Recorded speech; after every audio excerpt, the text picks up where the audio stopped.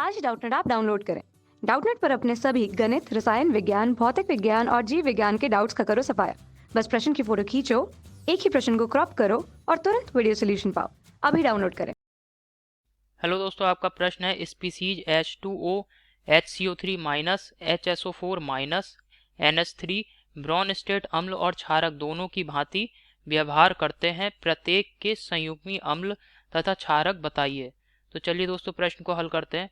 दोस्तों कोई भी तत्व का अणु सूत्र हमें दे रखा है और उसका अगर हमें संयुग्मी क्षारक बनाना है तो क्या करेंगे, हम दिए गए अणुसूत्र में से विस्थापनीय हाइड्रोजन को अलग कर देते हैं, तो अब जो दोस्तों हमें अणुसूत्र प्राप्त होता है वह उस तत्व का संयुग्मी क्षारक का अणुसूत्र होगा। तो चलिए दोस्तों सबसे पहले जो तत्व दे रखे हैं इनके हम संयुग्मी क्षारक लिखेंगे। ठीक है, तो यहाँ पे मैं तत्व लिख दे रहा हूँ और यहाँ पे संयुग्मी क्षारक, संयुग्मी क्षारक। ठीक है, संयुग्मी क्षारक। अब दोस्तों जो तत्व दे रखा है, पहले जो तत्व दे रखा है दोस्तों ये है H2O, तो इसको मैं इस तरीके से लिख दे रहा हूँ HOH। अब क्या होगा दोस्तों, हाइड्रोजन की तुलना में जो ऑक्सीजन है इसकी विद्युत ऋणात्मकता बहुत अधिक है, तो ये जो इलेक्ट्रॉन है इसको अपनी ओर खींच लेगा साझे के इलेक्ट्रॉन को और H+ आयन को मुक्त कर देगा तथा OH- आयन बनाएगा। तो जो संयुग्मी क्षारक का सूत्र है ये OH- है, इसका जल के अणु का संयुग्मी क्षारक। इसी प्रकार दोस्तों HCO3 माइनस है। ठीक है, HCO3 माइनस, तो इसमें भी दोस्तों क्या होगा, ये जो एक हाइड्रोजन परमाणु है इसको विस्थापनीय है, इसको विस्थापित कर देते हैं हम और कुछ इस प्रकार से यहाँ पे भी ये बंध वियोजित हो जाएगा और ये CO3-2 ये संयुग्मी क्षारक का सूत्र आ जाएगा दिए गए तत्व, दिए गए आयन HCO3 माइनस के लिए।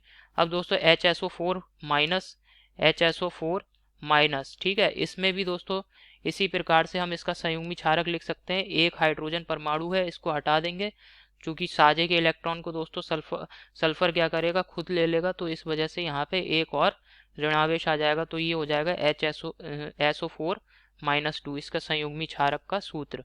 अब दोस्तों जो NH3 अम्ल है, NH3 जो दे रखा है तत्व, ये अमोनिया है, तो यहाँ पर भी दोस्तों एक हाइड्रोजन परमाणु को यहाँ से विस्थापित कर देंगे, तो इसका जो संयुग्मी क्षारक है, ठीक है, उसका सूत्र आ जाएगा दोस्तों NH2 माइनस।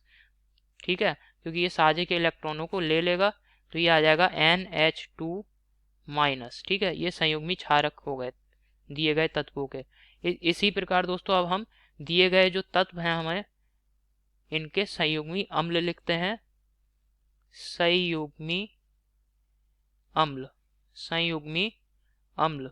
ठीक है, तो संयुग्मी अम्ल क्या होगा दोस्तों, जो हमें अणुसूत्र दे रखा है उसमें क्या करेंगे, हम एक H+ आयन को जोड़ देते हैं, तब जो हमें अणुसूत्र प्राप्त होता है वो दिए गए क्षारक का संयुग्मी अम्ल होगा। अब दोस्तों जो जल का अणु है, ठीक है, इसमें आप देखेंगे कि ऑक्सीजन जो परमाणु है इस पे 2 अनाबंधी इलेक्ट्रॉन युग्म उपस्थित हैं और ये H और हाइड्रोजन परमाणु ऐसे जुड़े हैं। अब दोस्तों H+ आयन जब आएगा तो ये अपने अनाबंधी इलेक्ट्रॉन युग्म का H+ आयन के साथ साझा करेगा और ये बना लेगा H3O+। तो जो जल का अणु H2O है उसका संयुग्मी अम्ल दोस्तों क्या आ जाएगा, H3O+। अब जो दूसरा यहाँ पे दे रखा है तत्व वह आयन के रूप में है दोस्तों HCO3-। ठीक है, HCO3 अब इसमें भी दोस्तों इसी प्रकार से H+ आयन यहाँ H+ जो है जुड़ जाएगा, तो ये दोस्तों किस तरीके से बनाएगा, इसका जो अम्ल है संयुग्मी अम्ल ये H2CO3 होगा। अब आप देख रहे हैं यहाँ पे एक अनाबंधी इलेक्ट्रॉन युग्म उपस्थित है केंद्र परमाणु पर, तो दोस्तों क्या होगा, उस अनाबंधी इलेक्ट्रॉन युग्म का साझा हो जाएगा जो आने वाला जो ये जो H+ आयन है इसके साथ, और ये H2CO3 में बदल जाएगा। यही दोस्तों संयुग्मी अम्ल है जो क्षारक आयन था उसके लिए। HSO4 माइनस के लिए अगर दोस्तों बनाए हम, तो आप देखेंगे HSO4 माइनस, ठीक है, यहाँ पर भी अनाबंधी इलेक्ट्रॉन युग्म उपस्थित है। अब ये क्या करेगा, H+ आयन के जो आने वाला H+ आयन है इसके साथ दोस्तों क्या होगा, इलेक्ट्रॉन का साझा कर लिया जाएगा। ठीक है, ये जो अनाबंधी इलेक्ट्रॉन युग्म है इसके साथ साझा हो जाएगा दोस्तों। अब क्योंकि यहाँ से इलेक्ट्रॉन युग्म का साझा हो रहा है तो ये H2SO4 ये हो जाएगा दोस्तों H2SO4 माइनस H2SO4। दिया गया जो अम्ल है, दिया गया जो क्षारक आयन है HSO4 माइनस, उसका जो संयुग्मी अम्ल है इसका सूत्र आ रहा है दोस्तों H2SO4। ठीक, अब जो अम्ल अगला जो हमें तत्व दे रखा है वो NH3 है। अब इसका अगर हमें संयुग्मी अम्ल बनाना है तो NH3।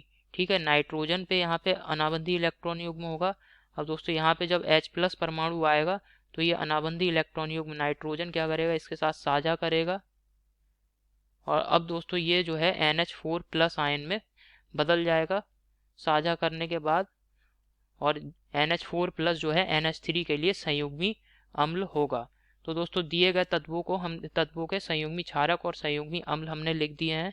आशा करता हूँ दोस्तों आपको समझ में आया होगा। धन्यवाद। कक्षा 6ठी से 12वीं से लेकर नीट, IIT, जेईई वो एडवांस के लेवल तक 1 करोड़ से ज्यादा छात्रों का भरोसा। आज ही डाउनलोड करें डाउटनेट ऐप या व्हाट्सएप करें अपने सारे डाउट्स 8400 400 400 पर।